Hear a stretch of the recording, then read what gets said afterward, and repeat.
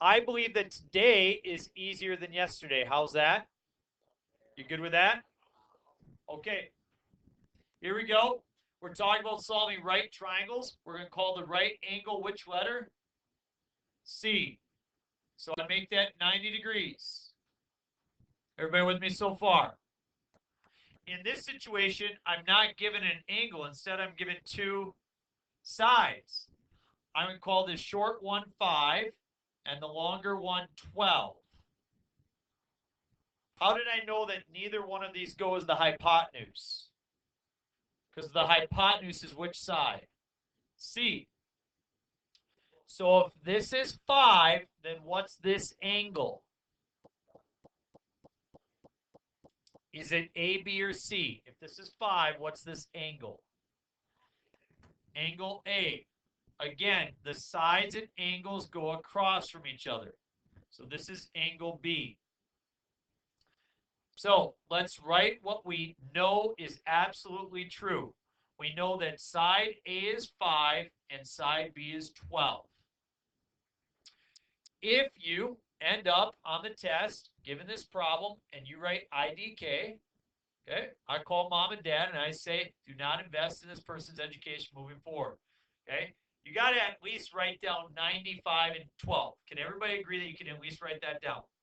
You don't, I start stabbing myself in the eye with a spoon. It isn't. And I get, you can ask my kids and my wife, I start to get like angry, like visibly angry. They're like, holy cow, what's wrong? I'm like, kids are not ready to know 95 and 12. So, we all there? Let's look at something else where you can get some easy points. If I know A is 5 and B is 12, what else can I find very easily? Pythagorean theorem, I can find C. I have 5 squared plus 12 squared is equal to C squared.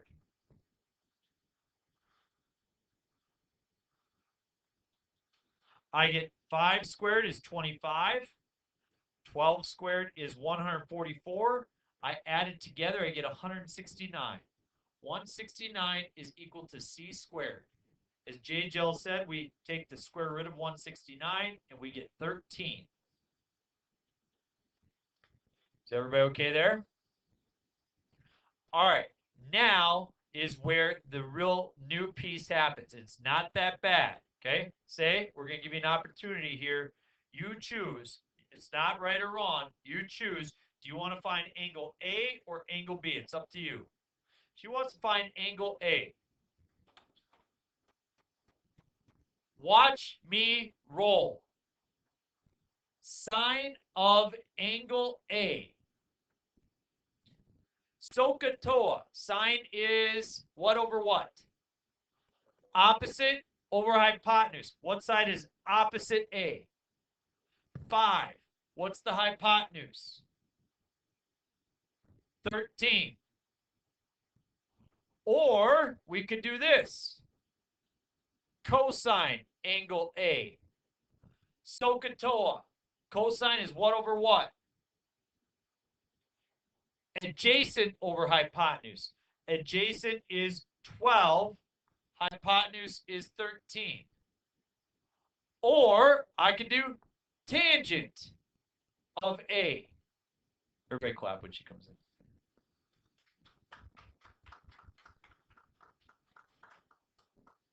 Thank you for joining us. She misbehaved in class. I said you can either, give me $100 because you made my life miserable, or you can have detention 6 hours. So she chose detention 6 hours. No. I want her to be around the good examples. I said I've got some really good role models. So no, it's trig stats. Calc 3. Yeah, you're not qualified. All right, we'll see you later. Tangent, SOHCAHTOA. Tangent is what over what? Opposite over adjacent. I've got 5 over 12.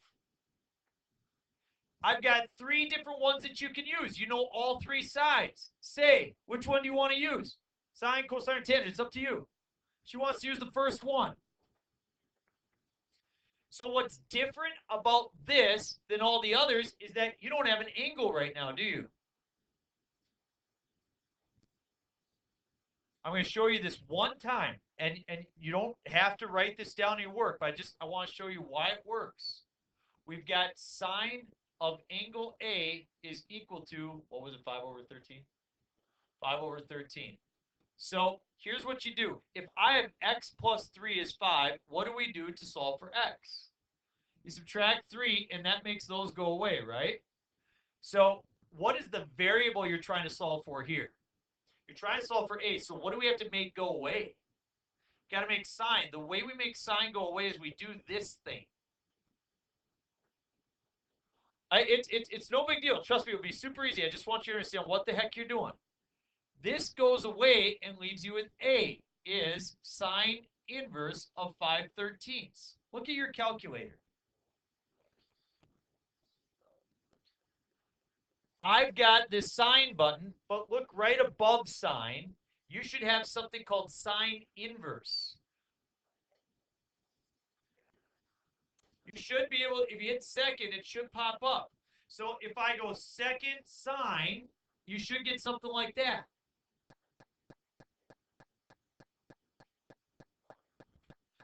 And then, yeah, JJ, like you said, you type in 5 divided by 13. And you get 22.62.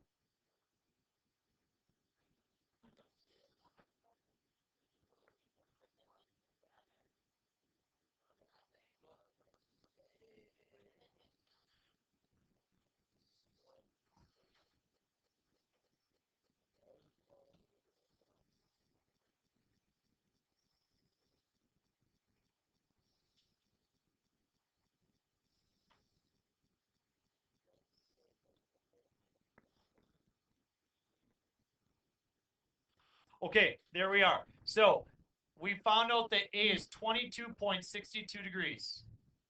How do you then find B? Exactly. Morgan's got it. She says take 180, subtract 90, and then subtract 22.62.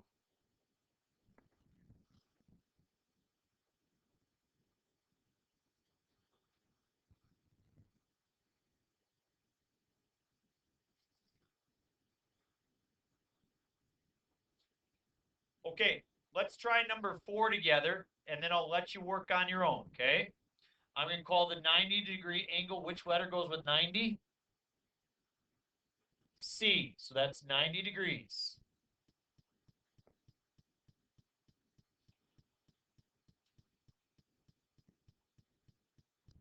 A and B.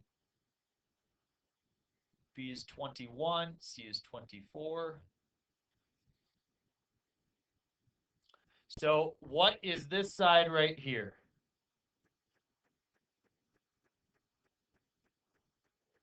This is A. Good. What side is this here? So that's 21. And this side? Very good. Which do you want to start by finding? A. If I use the Pythagorean theorem, I have A squared plus 21 squared is 24 squared. I take 24 squared minus 21 squared, and I get A squared is 135. If I square root that, I get 11.62.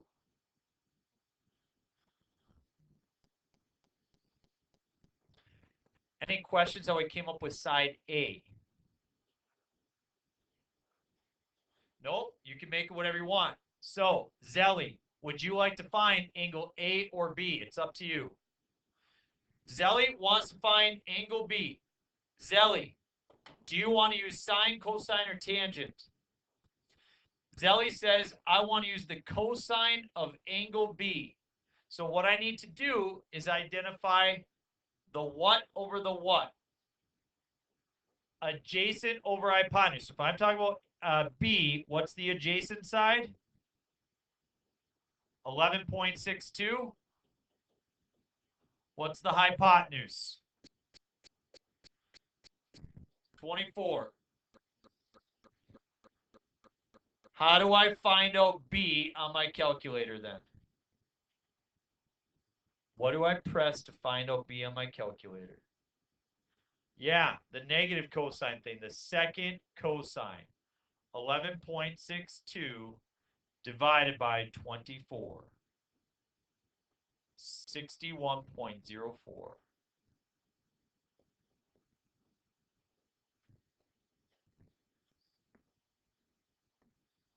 And now finding angle A is easy, right? 90 minus 61.04. I get 28.96.